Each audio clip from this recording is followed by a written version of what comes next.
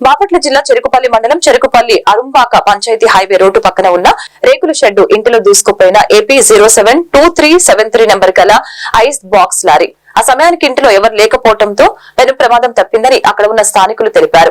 Lorry driver తప్పిదం వలన అదుపు తప్పి ప్రమాదం జరిగినట్లు తెలియజేశారు. అదుపు తప్పిన లారీని అక్కడి నుంచి బయటకు తీయటకు ప్రొక్లైన్ సహాయాన్ని తీసుకుని బయటకు తీశారు. లారీ బాక్స్ యజమానులు లారీ డ్రైవర్ కి చిన్న చిన్న గాయాలు తప్ప ఇంకా ఎటువంటి ప్రమాదం జరగలేదని తెలిపారు. కేసు పూర్వపరాలు తెలియనున్నాయి.